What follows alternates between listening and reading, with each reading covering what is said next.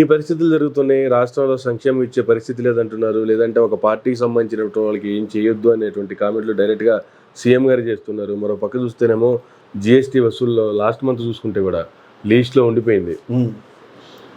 అది మీకు ఒక విషయం చెప్పనా సార్, మనకి ఎప్పుడైనా సరే ఎకనామిక్ అన్నది యాక్టివిటీస్ ఎంత చక్కగా మనం క్రియేట్ చేస్తున్నాం ప్రజలకి అన్న దాని మీద దాన్ని బేస్ చేసుకునే మనం ముందుకు వెళ్తాం ఎప్పుడైనా సరే. ఎకనామిక్ యాక్టివిటీ అన్నది ఎక్కడ జరుగుతుంది మీరు చెప్పండి.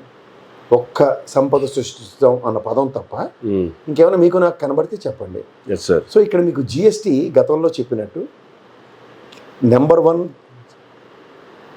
జిఎస్టీలో నెంబర్ 1 అని చెప్పిన ఈయన -4% ఆంధ్రప్రదేశ్లో దేంతో పోటీ పడుతుంది తెలుసా? టాప్ పొజిషన్స్లో ఉన్నవి మళ్ళీ సేమ్ మన కింద లడాకే ఉంది. మనం ఎప్పుడు లడాక్తోనే పోటీ పడతాం. అలా గులాబ్ జామ్ అడ్వర్టైజ్మెంట్ చూపించండి. ఆడు వచ్చి తింటూ ఉంటాడు. తింటుంటే ఏరా అంటే క్లాస్ 2nd అయ్యా అంటాడు ఒక కాంపిటీషన్లో. ఎట్లా రా అంటే ఎంతమంది పార్టిసిపేట్ చేశారంటే 2 అంటారు. అలాగా ఈ జిఎస్టీ వృద్ధి రేటు నేను లడాక్ వాడికి నాకన్నా తక్కువ వచ్చింది.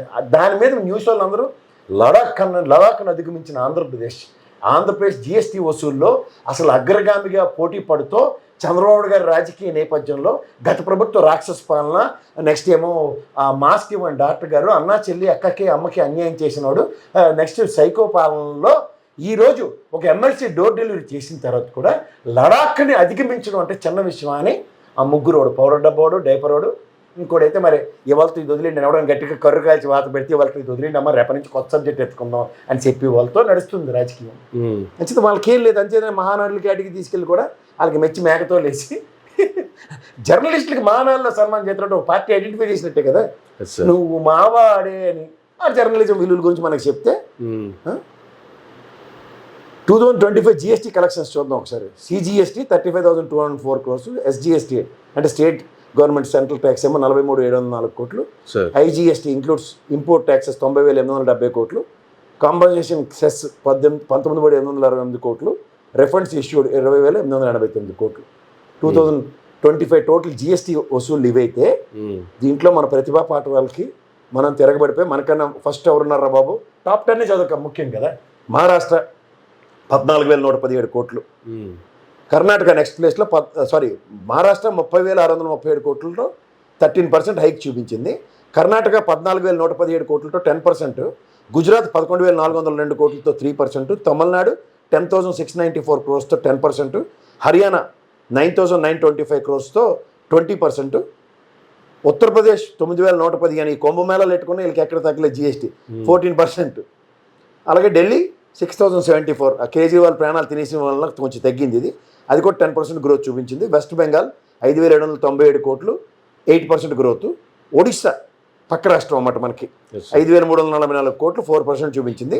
తెలంగాణ 10th ప్లేస్లో ఉంది 5,280 crores 1%. మనం ఎక్కడున్నారో బాబు అంటే ఆయేగా మేరా నెంబర్ బి ఆయేగా అని ఎత్తుక్కుంటే లాస్ట్కి లడాక్ ఉంది యాజ్ యూజువల్. కానీ మనం పురోగతి సాధించి ఎమ్మెల్సీ డెడ్ బాడీని డోర్ డెలివరీ చేసినా సరే, అమ్మ చెలికక్కకి అన్యాయం చేసినా సరే, ఆంధ్రప్రదేశ్ మాత్రం ఈ 9 నెలల్లో కింద నుంచి 33 రాష్ట్రాల్లో లాస్ట్ ప్లేస్లో ఉంటూ 3,678 crores మాత్రమే జిఎస్టీ వసూలు చేసింది. అంచేత ఈ ఎక్స్క్యూజెస్తో మీరు ఎన్నాళ్ళు కాలక్షేపం చేస్తే రాష్ట్ర ఆర్థిక వ్యవస్థ మీద తీవ్ర ప్రభావం చూపిస్తుంది.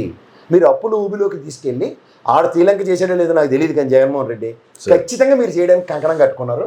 ఆల్రెడీ మీరు ఇదేంటంటే పిడుగుపాట్లకు పడిన ఉడికిపాట్లోంచి తేరుకుంటున్న రాష్ట్రం కింద దీన్ని అభివర్ణిస్తూ దీన్ని హిరోషిమా నాగసాకితో ఎప్పుడైతే పోల్చారో దాని సాంద్రతతో మీ నిస్సహాయతని అంటే the ability and competency levels to enhance the financial గ్రోత్ని ఈ 9.5 నెలల్లో మీతో కావట్లేదు అనేది ఎస్టాబ్లిష్ చేస్తూనే దాన్ని కప్పిపుచ్చుకోవడానికి మీరు చేస్తున్న గిమ్మిక్స్ ఏంటంటే పార్టీ శ్రేణులను రెచ్చగొట్టే కార్యక్రమాల్లో మీరు నిన్న ఇచ్చిన ప్రవచనాలు. Don't encourage YSRCP any more అంచేత please it's a continuation process. ప్రజలు ఆద్యంతం గమనిస్తున్నారు. ఈ రావణ కాష్ట దహనకాండ అలా కంటిన్యూస్గా 24/7 ఏదో చూడండి అమెరికాలోను ఆస్ట్రేలియాలో ఉన్నట్లు కారు చిచ్చులు ఉన్నట్టు, లేకపోతే తిరుపతిలో స్వామివారి సన్నిధిలో ఎండాకాలంలో కారు చిచ్చు వచ్చినట్టు అలా మీరు దీన్ని రావణ కాష్టాన్ని కంటిన్యూ చేద్దాం అనుకుంటే ఇది ప్రజాస్వామ్యం. ఎక్కడో దగ్గర ఏదో దగ్గర ఆల్రెడీ విజయసాయిరెడ్డి నేను ధనకడ్ని కలిసి బొకే ఇచ్చిన దగ్గరే మీకు మడతకాజ రెడీ అయిపోయింది బీజేపీ పరంగా నాకైతే అర్థం అవుతుంది. మన బడ్జెట్ సమావేశాలకు 30 మంది సభకి నమస్కారం అన్నయ్య రాఖీ బంధం మీ ఇద్దరిది మాత్రం బ్రహ్మాండంగా ఉంది అన్న తమ్ముడు. అలా నాకైతే ఎస్వి కృష్ణారెడ్డి సినిమా ఒక అమ్మ నాన్న ఒక హీరోయిన్ ఒక వ్యాంపులాగా చంద్రబాబు నాయుడు గారు పవన్ కళ్యాణ్ అండ్ లోకేష్ ఏమన్నా అంటే అలిగారని అమ్మాయి గట్టిగా ఐదు సరికల్లా అన్నయ్య అని ఒక పాట వస్తుంది అన్నదమ్ముల అనుబంధంలో రామారావు గారి గిటార్ పాట ఆనాటి ఆ పాటతో కంటిన్యూ అయిపోతుంది. కానీ ఇంకేం లేదు వేరే టైం వేస్ట్ చేసుకుని గంటలు విశ్లేషించడం అవసరం. సార్ దేశవ్యాప్తంగా చూసుకున్నా కూడా లడాఖ్తో పోటీ పడుతుంది. దక్షిణాది రాష్ట్రాల్లో చూసుకుంటే లిస్ట్లో తెలంగాణ 10వ ప్లేస్లో ఉంది. తమిళనాడు ఎక్కడ ఉంది 5 టాప్ 10లో ఉంది. టాప్ 10లో తమిళనాడు కర్ణాటక ఆంధ్ర ఉన్నప్పుడు మిగిలిన సౌత్ రాష్ట్రాలు ఏంది సార్ చెప్పండి మీరే.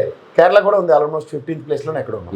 ఇక మిగిలింది మన ఆంధ్రప్రదేశ్ ఎక్కడ బెచ్చేట ఆడుకుంటున్నా చూడండి.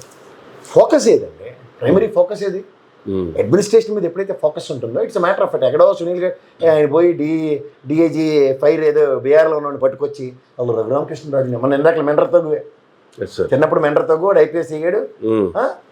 ఏంది ఇది నాకు అర్థం కాదు. పైపచ్చి దళిత సంఘాలు ఏకమవుతున్నాయి ఒక పక్కన. ఇవన్నీ ప్రేరణలు క్రియేట్ అవుతున్నాయి కదా తెలియకుండానే మీరు రబ్ చేస్తున్నారు. If you rub on the wrong side what will happen. ఇది సమాజం అండి. ఎవరికాడ తెలియకుండానే ఎవరి మట్టి జెండాలు కాగడాలు పట్టుకుని ఉన్నారు. దాని కులాలు మతాలని పేర్లు పెట్టుకుని మీరే ఉన్నారు. రాజకీయం చేసేది దాని మీద. మరి మీరు ఒక దగ్గర కన్సల్టేట్ అవుతుంటే వేరే వాళ్ళు ఎవరా ఫ్రిక్షన్ ఉంటుందా ఉండదా? అంతే కదా. ఆ ఫ్రిక్షన్ కి ఎక్కువగా తెరలేపితే వచ్చే outcome that is a disproportionate blow. ఎందుకు మీరు అనవసరంగా why you're rubbing everything on the other side. It's democracy is part and parcels.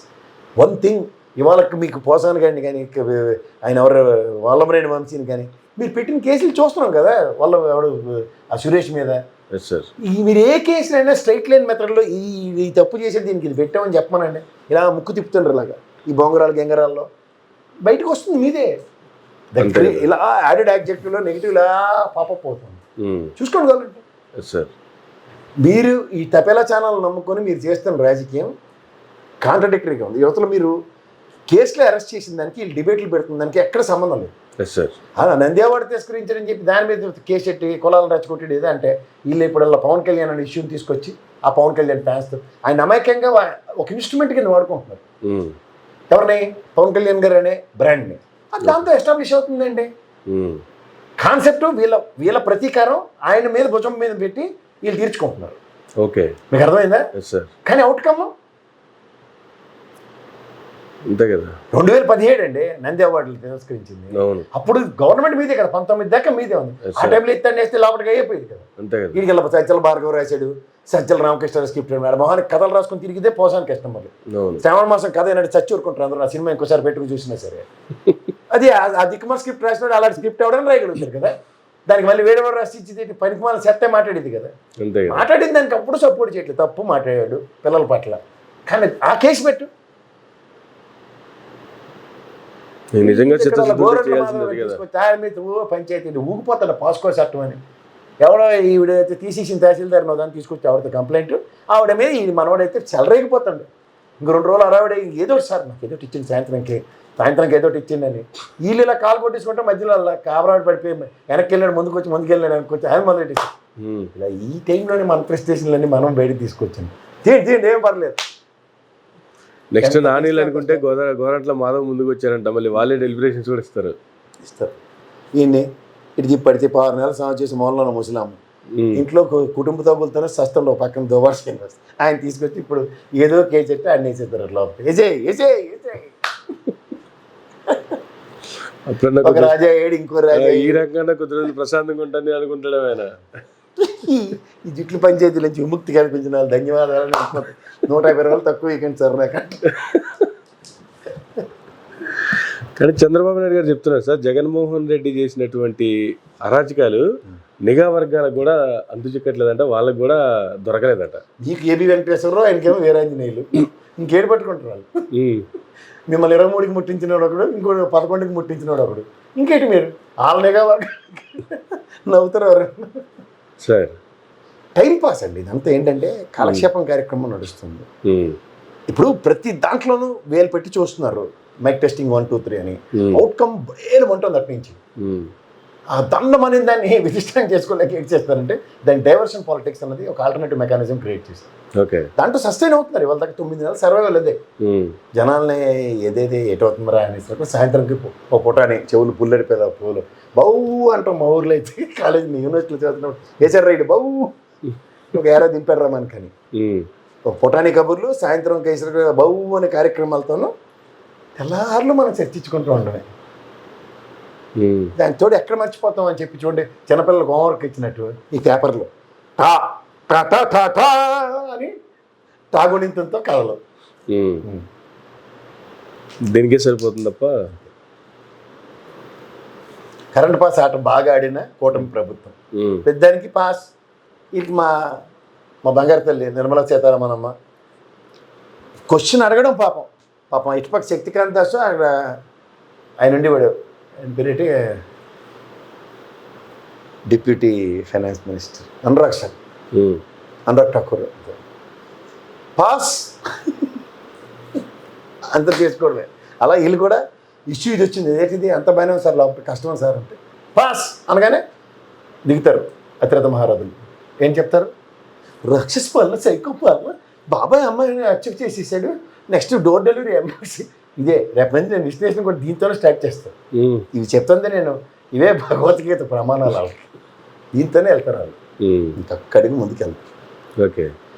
Vivekananda Reddy మర్డర్కి CBI వాళ్ళు ఎంటర్చేంజ్ చేసి వాళ్ళకి కేసు వాదిస్తున్నా వీళ్ళకి నచ్చదు. సుగాల్ ప్రీతి సిబిఐ నా వల్ల కావట్లేదు మీరే ఏదో మడతెట్టేసారు దీన్ని అన్నా సరే వీళ్ళకి నచ్చదు. ఇది చూడండి మీరు ప్రతి దాంట్లోనూ ఎమ్మెల్సీ డోర్ డెలివరీ 100 రోజుల పైన జైల్లో పెట్టారు. ఆ బెయిల్ వచ్చింది రెగ్యులర్ బెయిల్. మర్డర్ కేసులు ఎవరికైనా బెయిల్ రాదే. వీళ్ళందరూ కూర్చొని మా గురువు గారు మొప్పాల సుబ్బారావు గారు పెద్ద ఇతరేతర మహారాజులు అందరూ మాట్లాడతారు కదా. అన్నిటికీ ఉమేష్ చంద్ర గారు లాంటి మేధావులు ఉన్నారు కదా ఆయన మాట్లాడే వాళ్ళు. అలా అడగండి బెయిల్ కేసులో ఎప్పటికైనా మర్డర్ కేసులో బెయిల్ వస్తుందో రాదని డైరెక్ట్గా కోర్టు నుంచి ఉరిశిక్ష చేసేస్తారో కనుక్కుంటారు సరే.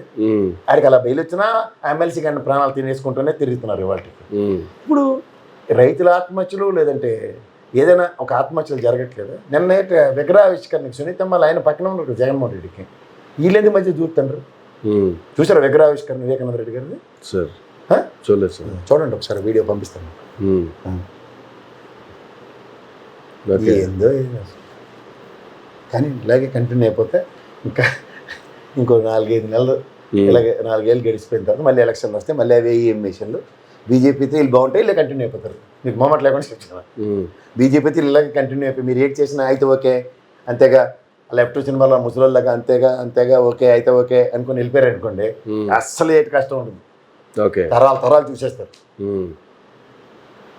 మధ్యలో విజయసాయిరెడ్డి ఏమన్నా మరి బొకే ఇచ్చిన పాపానికి ఏదైనా తమిళనాడు గవర్నర్ ఏదైనా లేదా వాళ్ళ అమ్మాయికి బీజేపీ తరఫున రాజ్యసభ ఎంపీఓ ఇలాంటివి ఏమైనా కథకాలు మొదలైంది అనుకోండి ఇదేంటిది ఇక్కడి నుంచి కూడా ఒక ఊరలో 2 కత్తులు ఇలవమ్మా తర్వాత సడన్గా ఎలక్షన్స్ ముందు సార్ మీకు ఎందుకు నా అనుభవంలో ధరం పోరాట దీక్షకి ధీటుగా ఏమైనా పోరాటం చేస్తేనే కానీ మళ్ళీ మనం ఎన్డీఏ కూటమి వచ్చి లేదు సార్ అని వాళ్ళు వీళ్ళు అండర్స్టాండింగ్తో మళ్ళీ చంద్రబాబు నాయుడు గారిని మళ్ళీ అమాయకుని చేసి మళ్ళీ ఏమైనా ధరం పోరాట దీక్షలు ఏమైనా చేస్తే ఇంకా ఇప్పుడు అప్పుడున్న మేధావులకి పార్ట్ 2 మేధావులు ఉంటారు కదా అంతా ఇసాక 2 కారణాలు చెప్పారు తెలుగుదేశం గెలమూడు రావడానికి.